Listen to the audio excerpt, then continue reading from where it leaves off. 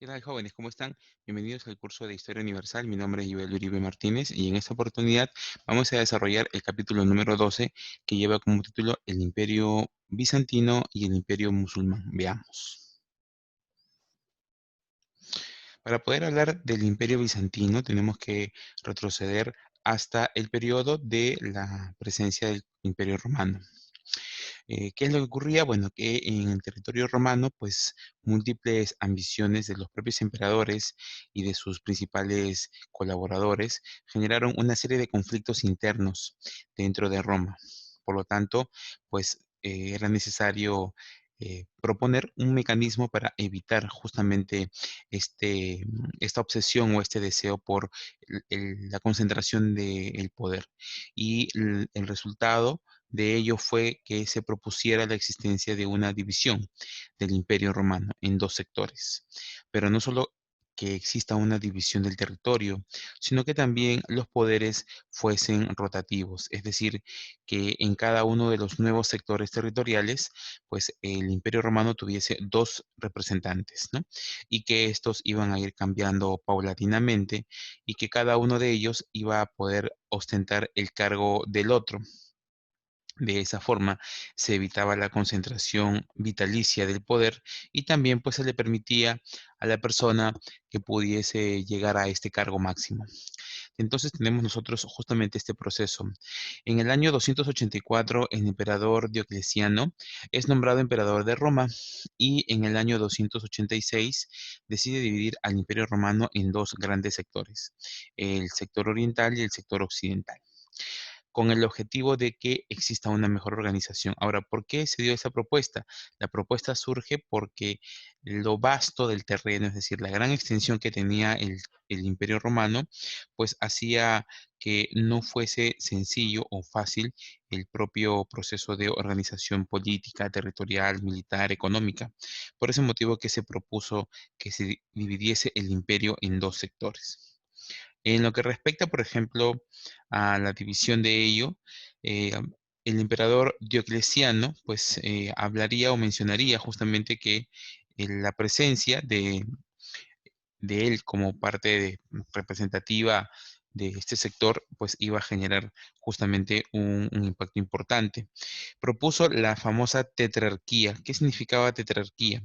Que en cada uno de los sectores del imperio, es decir, en el sector oriental y occidental, existirían dos miembros o gobernantes. El primero se llamaría Augusto, o mejor dicho, tendría como parte de su nombre titular el término Augusto, mientras que su principal colaborador llevaría el nombre de César, o en todo caso el segundo nombre de César. Y el César sería el principal candidato a convertirse en Augusto. Por lo tanto, esa fue justamente la propuesta de lo que significó, por ejemplo, la famosa tetrarquía, es decir, que hubiesen dos gobernantes principales y dos gobernantes secundarios, o en todo caso, con capacidad para poder suplirlos ante cualquier eventualidad. Muy bien. En el año 306 asume el cargo el emperador Constantino el Grande o Constantino I, y en el año 313 va a promulgar el Edicto de Milán. Dicho edicto fue firmado por el Constantino el Grande y Licinio, ¿no? Que establecía pues este famoso Edicto de Milán, eliminaba la persecución hacia los cristianos y propiciaba la libertad de culto. Eso fue un factor muy importante porque las aspiraciones religiosas también van a estar presentes cuando nosotros trabajemos justamente el tema de tanto la presencia de la división entre los imperios, como también la creciente, digamos, expansión de otro imperio muy importante que será el imperio musulmán, ¿no? Que también tiene como una de sus bases ideológicas tan importantes a la religión. ¿Qué más? En el año 325, pues se creó el famoso concilio de Nicea, ¿no? Y este concilio sirvió justamente para unificar la creencia que entre Dios y Jesucristo, pues en realidad es solo una persona quien está personificando a ambos personajes. En el año 330, Constantino funda la ciudad de Nueva Roma, en la región de Grecia llamada Bizancio. Ahora la pregunta es, pues, por qué este espacio? Primero porque se encontraba, pues, próxima a el espacio de comercio, al intercambio de zonas comerciales en la región, por ejemplo, de Asia, límite con Europa. Este fue un factor muy importante. Y también porque de alguna forma, pues, Constantino buscó que existiera, por ejemplo, ya otra ciudad con el mismo nivel de desarrollo que Roma, para que ya Roma ya no sea necesariamente el centro de toda la organización, sino que hubiese una ciudad que pudiera desarrollarse a la par, y esto también impediría que hubiese una obsesión o una concentración del poder por llegar hacia Roma y ser conquistada o y conquistarla. El emperador Teodosio, en el año, bueno, que gobierna entre el periodo 379 y el 395, pues él en el año 380 emitirá el llamado Edicto de Tesalónica.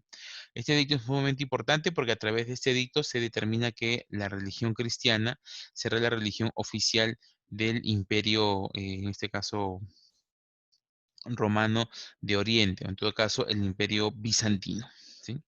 Pero bueno, lamentablemente sabemos que esta decisión no generó pues una buena impresión frente a todos los demás miembros de la sociedad romana por una sencilla razón. Recordemos que la religión romana era pues una religión politeísta, es decir, tenía varios dioses, era panteísta porque también pues adoraba a los fenómenos de la naturaleza. Por lo tanto, pues el que un emperador haya decidido que una religión sea la oficial, esto afectaría a las creencias que se han desarrollado en Roma, pues desde sus inicios hasta la actualidad o hasta ese entonces. Por lo tanto, pues el edicto de Tesalónica generó un importante hito para el desarrollo de la religión católica, pero también generaría o sería, por ejemplo, parte de las causales para que hubiese un alejamiento entre los pueblos que antes tenían como característica el practicar la misma religión, ¿no? O en todo caso las mismas creencias religiosas o creencias mágico-religiosas, también podemos llamarlo de esa forma. Muy bien. En cuanto a los antecedentes, el emperador Teodosio va a gobernar el Imperio Romano. Quien gobernará el Imperio Romano va a dividirlo en dos grandes sectores, a quienes nombrará a sus hijos como los encargados de estos sectores. Tenemos, por ejemplo, a Honorio, que sería el encargado del sector occidental, y Arcadio, que sería el encargado del sector oriental, ¿no? Sabemos que Honorio, pues, sería uno de los principales emperadores dentro de este periodo, pero también sabemos nosotros que pues, Roma del Occidente cae en el 476 después de Cristo. Y esto generaría pues que ahora el mayor espacio de desarrollo estuviera concentrado en el sector oriental, donde el primer emperador será el emperador Arcadio. ¿Qué características? Su capital fue Constantinopla y estuvo localizada en la antigua colonia en Grecia llamada Bizancio. ¿Por qué Constantinopla? Bueno, la razón de Constantinopla era porque, pues, estaba en el espacio intermedio de las rutas comerciales, es decir, de los destinos a través de los cuales los pobladores de ambos sectores continentales, tanto de Europa como de Asia, pues llegaban para intercambiar sus productos, también ofrecer sus servicios, ofrecer sus conocimientos.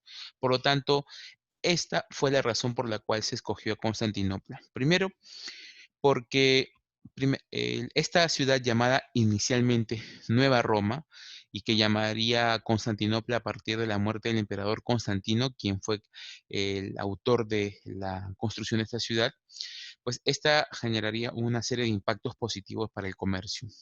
Y es por ese motivo que se les dio a ellos esta importancia. Por lo tanto, si Roma fue en su momento la capital cultural, es decir, el escenario donde la población tendría importantes, por ejemplo, avances y también desarrollo a nivel histórico, a nivel literario, artístico, etcétera, pues ahora se buscaba concentrar la atención de la población ya no solamente en los bienes o actividades que podía hacer la población, sino también a través del comercio, del intercambio de productos. Y es por ese motivo que se elige a este espacio por su ubicación estratégica como la región, por ejemplo, que va a destacar por ser una zona, digamos, de importante intercambio. Veamos. De los importantes emperadores que surgieron en Bizancio, o en todo caso el Imperio Bizantino, pues encontraremos a tres principales de ellos. Tenemos en primer lugar a Justiniano, ¿no? Quien fue emperador de Bizancio y que, bueno, va a tener las siguientes obras o, digamos, aspectos importantes para destacar de su gestión. Primero, que va a construir una flota marina que le permitió proteger el comercio que existía en el mar Mediterráneo. Al estar Constantinopla, pues limitando o cerca al mar Mediterráneo, entonces ello generó, por ejemplo, que existan muchas asociaciones o agrupaciones civiles, vándalos también, que desearan obtener los bienes que transportaban las embarcaciones que se desplazaban por el mar Mediterráneo. Entonces, como Justiniano observó justamente esta problemática social, decidió él estar preparado para poder enfrentarse a ella misma. Y es por ese motivo que decide construir justamente, ¿no? Un espacio de, digamos, de protección o un mecanismo de protección que le permita a la población, pues, sentirse protegida en el ámbito comercial porque, pues, ya se evitaría este tipo de escenas de robos.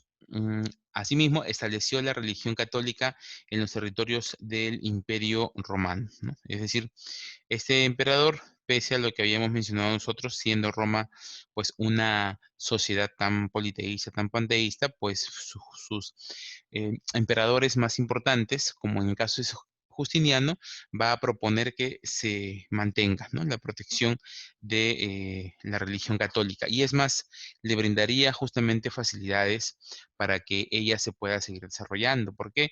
Porque le va a construir diversas basílicas, va a construir también fortalezas y apoya al arte, por ejemplo, a la escultura.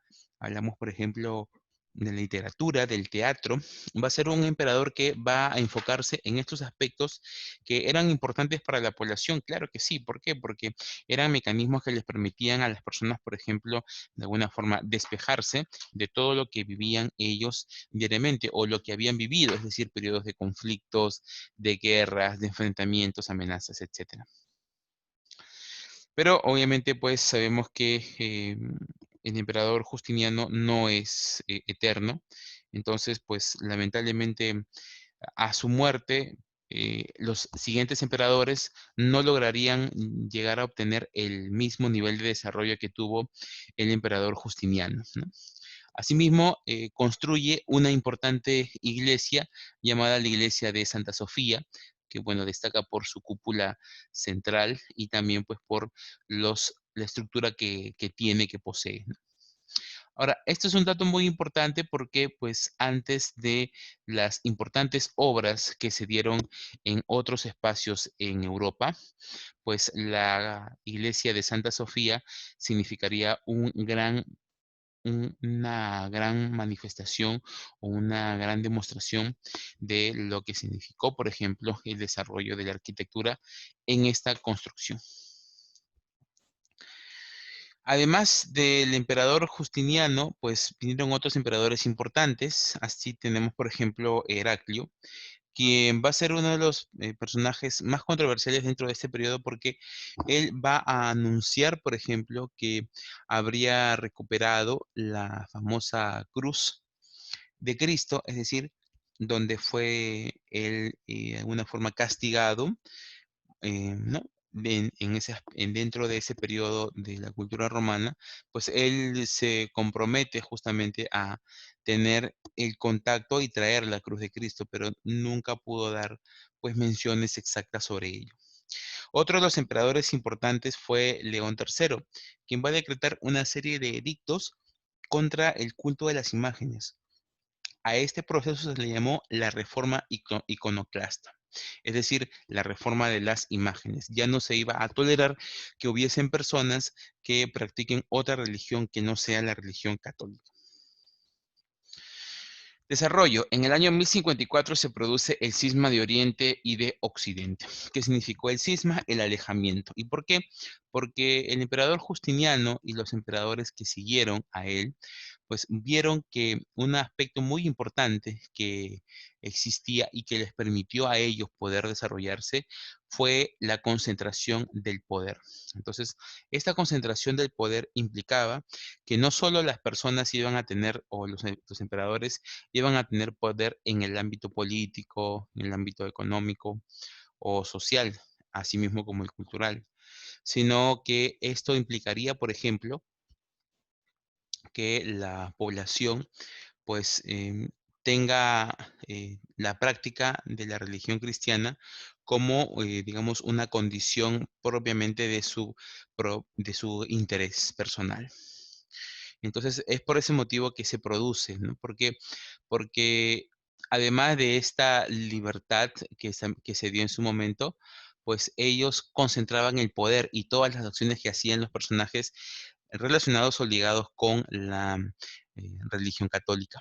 Entonces, pues el Papa en Roma, es decir, en el sector occidental, pues no veía con buenos ojos que un emperador concentrase tanto poder y que incluso estuviera frente o al frente de las organizaciones religiosas que vivían en ese entonces, principalmente las religiones cristianas o los participantes de la religión cristiana. Entonces ahí es donde se produce el famoso cisma de Oriente, ¿no? Y se forman dos grandes iglesias.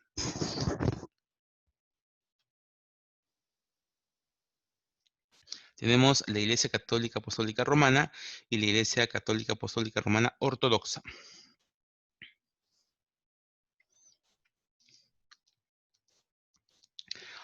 Crisis del imperio. A la muerte del emperador Justiniano surgieron múltiples inconvenientes. Entre ellos, por ejemplo, tenemos la lucha contra los lombardos, que pues expulsaría a la población del imperio de Bizancio.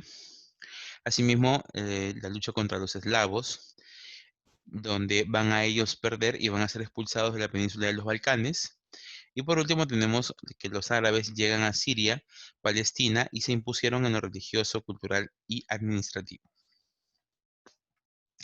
¿Cómo cae Constantinopla? Bueno, cae básicamente porque en el año 1453 Mohamed II, sultán turco, se aproximó frente a Bizancio. Los turcos emplearon bombas y cañones para bombardear la ciudad. ¿De dónde habían traído estas bombas y cañones? Las habían obtenido desde la región asiática.